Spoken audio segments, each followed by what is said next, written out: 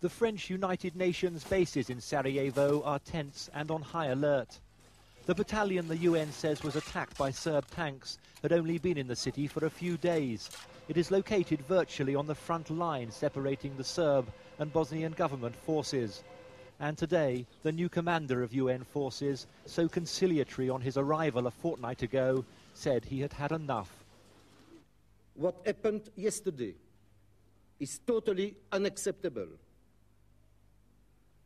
The French unit was attacked by direct fire from Serb tanks or anti-tank weapons located just north of the stadium.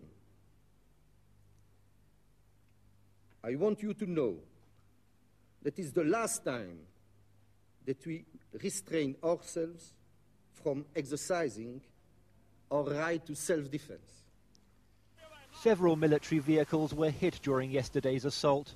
68 rounds were fired at the UN forces. It was the most prolonged direct attack on the UN since the conflict in Bosnia began. This morning, UN military observers assessed the damage. As they did so, the UN was stressing the role of existing ground forces in the city in any future retaliation, rather than calling on airstrikes against Serb positions from the 60 NATO aircraft now in Italy. Critics among aid agencies here still don't think it's enough. The Security Council acted on June 3rd to declare this a safe haven. The implementation date was June 22nd. We have 60 aircraft in Italy waiting to protect UN personnel. If this isn't a provocation that ought to be replied to, I don't know what is. What else is left if the UN is not going to defend its own bases in a safe haven area? Though the Serbs deny yesterday's attack, there is evidence that even before the assault, the UN was being targeted. We were filming at their main aid warehouse here. As we did so, a shell exploded nearby. Shrapnel pounded the roof.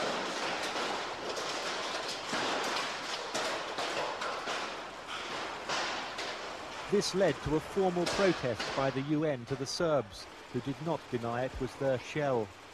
In spite of the attack on the UN, President Izetbegovic this morning left Sarajevo for Geneva, having decided he will attend tomorrow's peace talks, even though the ceasefire has failed. The last 3 days have seen some of the heaviest and most sustained shelling of Sarajevo for several weeks. Thousands of shells and bullets have been fired indiscriminately into the city. Yet, remarkably, in the midst of all this, a life of sorts does go on. Before the war, this was always a grudge match. And at the weekend, in spite of the shelling, wrestlers from two of Sarajevo's leading sports clubs met in one of the city's bomb-damaged but still functioning sports centres. Later, they made way for young boxers from the two clubs, Željeznica and Bosna.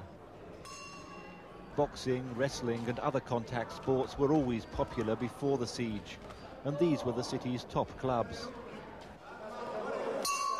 Among those competing were ethnic Croats and Serbs, who still live beside the Muslims in the government-controlled parts of the city.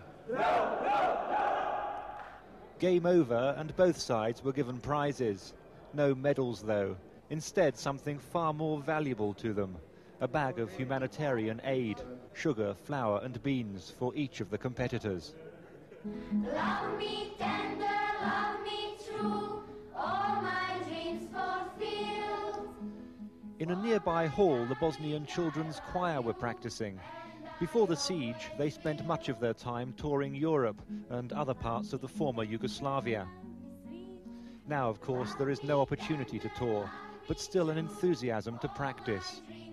We were asked not to film the outside of this hall or the sports centre, the Bosnians fearing they would become targets of Serb artillery. As if to emphasise that point, this shell exploded in a street not far from the hall, shortly after we had filmed the choir. There is hardly a building in the city which does not bear the scars of 16 months of bombardment. A bombardment that has killed or wounded hundreds of people. Yet in the midst of this devastation, the Bosnians are continuing to provide their children with basic education. Each local settlement has a war school.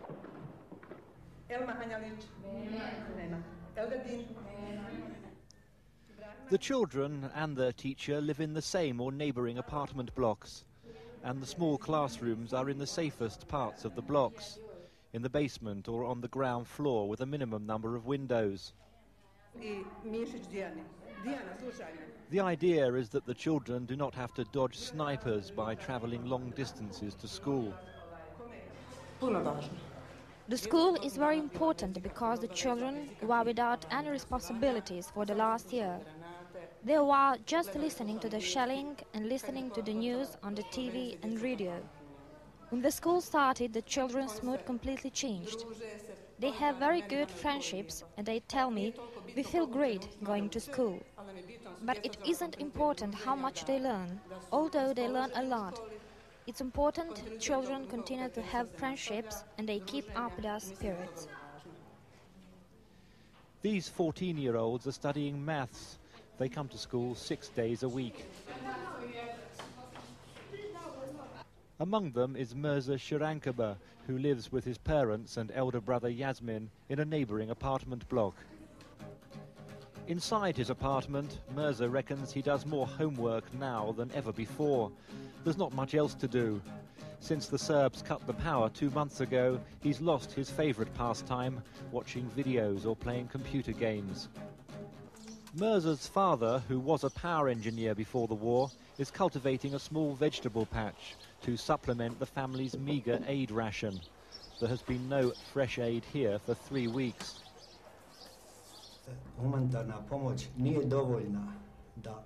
The quantity of humanitarian aid isn't enough, so we have to spend our earnings from before the war to buy food on the black market, which is very expensive. 1 kilo of flour costs about 10 Deutschmarks. Nobody has been untouched by the war. Yasmin was recently with his closest friend when a shell exploded beside them.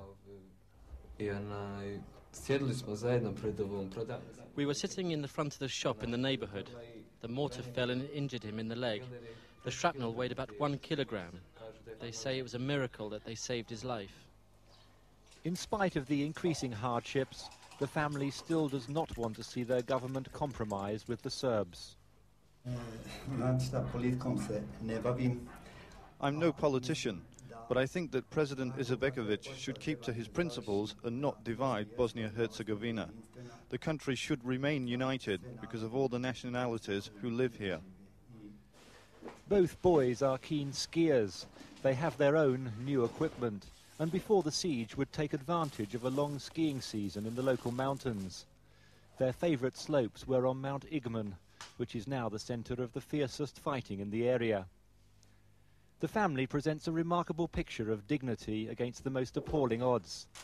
Yet, like everybody in this city, life for them has become much harder since power and water were cut, and they are increasingly impatient at the failure of the UN to persuade the Serbs to reconnect it. This is the man whose job it is to do just that. Major Nicholas Studa is the UN officer in charge of utilities. Some regard his job as one of the most frustrating and dangerous in the city. Today he's on his way to one of 11 electricity substations in the city. The station at Velesici was shelled by the Serbs at the weekend and is now out of action. The UN thinks it was deliberately targeted. Now Studa and his colleagues must assess the damage. The current measuring transformer, phase number 4, completely destroyed. Major Studa works with a small team of UN engineers. 5 of them have been injured by bullets or shrapnel from shells fired at them while trying to repair power lines. It's impossible to reach the work location. For example, we want to repair the line, the only one line, which is supplying Sarajevo, and it's impossible to go there because you heard that there are fierce fighting. By night, Sarajevo presents an eerie picture. There is total darkness. Nobody dare walk or drive on the streets. The silence is only broken by the occasional thud of shelling or crack of gunfire as the pitch black is cut by lines of tracer.